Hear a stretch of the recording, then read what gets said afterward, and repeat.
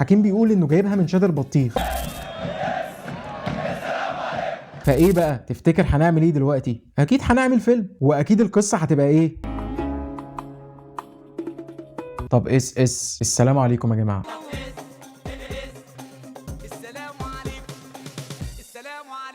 هنتكلم النهارده عن واحد شغل العيون بحلاوته، شبك القلوب بشقاوته. الواد ده حلو سابق سنه، الواد ده حلو. سنة 1990 طفلة عندها 5 سنين بتشارك في إعلان من إنتاج طارق نور، وفي الاستوديو بتشوف حميد الشاعري بالصدفة وبتقول له أنا بشوفك كنت بتغني في التلفزيون، بس عمي عبد الحكيم صوته أحلى منك. حميد ما بيصدهاش، بيقول لها فين عمك ده؟ ابعتوا له أنا عايز أقابله. وفعلا عبد الحكيم ما بيكدبش خبر، وبيروح تاني يوم لحميد الشاعري وبيسمعه صوته.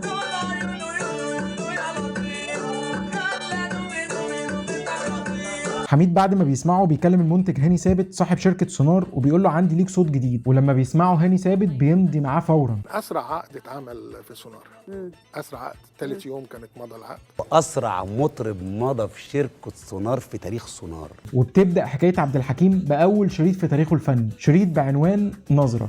القمر زغلل عيوني وده شركة سونار وحميد الشاعري كانوا عايزين يعملوا لون جديد للغنى الشعبي، ميكس ما بين الأغاني الشعبي الصرف وما بين المزيكا الجديدة اللي بيقدمها حميد الشاعري، وده برضو اللي كان بيفكر فيه عبد الحكيم. التوليفه نفسها، التركيبه نفسها، انا كان في دماغي الفكر، كنت في دماغي ان انا عايز اعمل اللون ده بس بالمزيكا بقى بتاعت.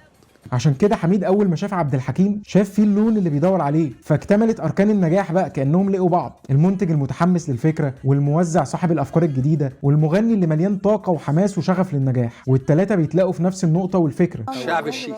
ايوه الشعب الشيك. وتيجي هناك مطرب شعب شيك. اغاني شعبيه بكلمات مختلفه وشقيه ولايقه على شخصيه عبد الحكيم، لكن بمزيكا حديثه من العبقري حميد الشاعري، فخرجوا لنا الشكل الجديد اللي كسر الدنيا وقتها. يوم الثلاث 17/12/91.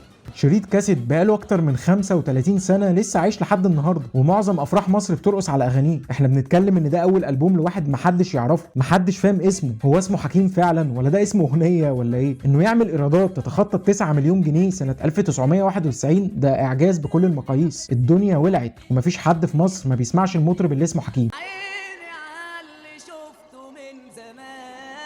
قبلها عبد الحكيم كان بيغني في الموالد والافراح البلدي وبياخد اجرته من النقطه بتاعه المعازيم، لسه ملوش اجر. في نفس الوقت ابوه واللي كان عمده قريه في محافظه المنيا كان رافض موضوع الغنى ده تماما، لدرجه ان حكيم بيحكي ان ابوه هدده ويضربه بالنار لو فضل مصمم على موضوع الغنى ده، وفضل ابوه مقاطعه 12 سنه بسبب الغنى، في حين ان عبد الحكيم من وهو طفل مش شايف حاجه قدامه غير انه مغني، لحد ما بتجيله الفرصه بتاعه حميد الشاعري وبينزل بشريط نظره. والحقيقه ان البوم نظره ده من كتر ما فرقع وحرفيا مصر كلها كانت بتسمعه، الا انه كان نجاح يقلق برضه. اصل النجاح اللي بيجي من اول مره ده مش مضمون، لانه مش مبني على تاريخ مع الجمهور، وكان ممكن جدا يقلب بمطرب الاغنيه لوحده، زي ما حصل قبلها بسنتين 3 مع المطرب علي حميده اللي عمل اغنيه لولاكي واللي انتشرت انتشار رهيب، لكن بعدها ما كانش ليه اي نجاحات. وفي برضه مطربين الالبوم الواحد زي ابو الليف اللي نزل بالبوم كسر الدنيا في 2010 تقريبا، وبعدها كل سنه وانت طيب. وانت بالصحه والسلامه. لكن حكيم غير العالم دي خالص بقى. حكيم كل شريط ليه كان بينجح، وكل شريط فيه على الاقل اغنيه او 2 من اللي بيعيشوا 50 60 سنه دول، اغاني من نوعيه نار والحق عليه. ولا واحد ولا 100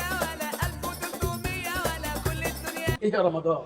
ايه يا رمضان نهار اسود ده كويس مفيش حد معانا. الاغنيه دي ليها قصه بقى. حكيم بيقول انه جايبها من شادر بطيخ. تاريها اغنيه بتطري على القلب. بيحكي حكيم انه كان بيسمع البياعين في شادر البطيخ بيقولوا يا نجيزه وده شيل يا نجيزه، بعت استفتاح بعت استفتاح. والله العظيم. الحب ناداني جابني ووداني. ومش الاغنيه دي بس اللي حكيم جايبها من الشارع، كمان اغنيه السلام عليكم اشهر اغانيه. كان في شاويش مسرح اللي هم بتوع افراح زمان اللي بيلم النقطه وكده، السلام عليكم، وياخد فلوس من الناس، السلام عليكم. هم ينقطوه بس ما بيقولش حاجه. سمعوا مين؟ امل الطاير، ربنا يديله الصحه. رحنا خدنا الجمله دي وخدناها عند مين؟ عم حسن قشقش، ربنا يديله الصحه هو كمان. السلام عليكم السلام عليكم.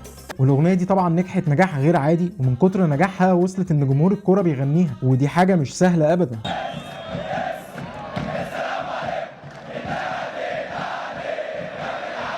وعلى ذكر جمهور الكوره، فدي مش اول اغنيه لحكيم توصل انها تتغنى في المدرجات، كمان اغنيه كل يرقص اللي نزلت في 2005 وكسرت الدنيا ووصلت لمدرجات الكوره برضو.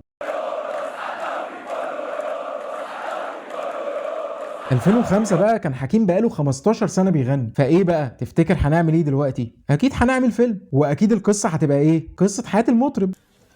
مش محتاجه حاجه يعني.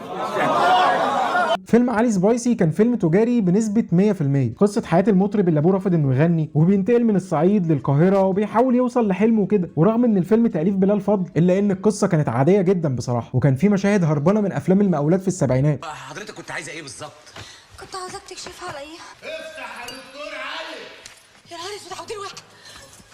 جوزك؟ جوزها هو. طبعا بالاضافه ان حكيم ما مثلش ب 2 جنيه في الفيلم، لكن حكيم ذكي وفهم ان اللعبه دي مش بتاعته والكار ده مش كاره، وكانت اخر تجربه سينمائيه لحكيم، وبيرجع بقى لملعبه الاصلي اللي حقق فيه نجاحات كتير قوي، لكن اهمهم كان ترشيح اغنيته يا قلبي لجائزه جرامي اوورد. اغنيه من اغنياتي دخلت الحمد لله مسابقه الجرامي، زي الاوسكار بتاع الافلام فهي اوسكار الاغاني. وانه يغني في حفله توزيع جائزه نوبل للسلام. International artist. Please welcome Hakim.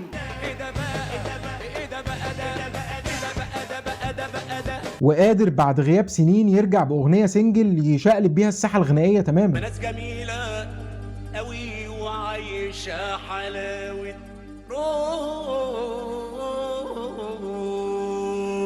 ولسه حكيم بيبهرنا بصوته اللي يفرح وحيويته اللي تدخل القلب لحد النهارده، والحقيقه لو هنستفاد حاجه من حكيم على المستوى الانساني فهي انه بسبب عدم دخوله في صراعات وضحكته اللي ما فرقتش وشه من ساعه ما عرفناه لحد النهارده كانوا سبب كبير انه يفضل شباب وتحس انه اصغر من ناس كتير في سنه، ما شاء الله طبعا ربنا يحفظه ويزيده. فيا ريت يا جماعه ما ندخلش في صراعات الفتره الجايه، ونعمل سبسكرايب ونضحك ونتبسط ونعمل لايك للحلقه، نحب بعض ونقول راينا في التعليقات، وربنا يبعت لكم ايام حلوه ايا كان مكانكم على وجه الارض.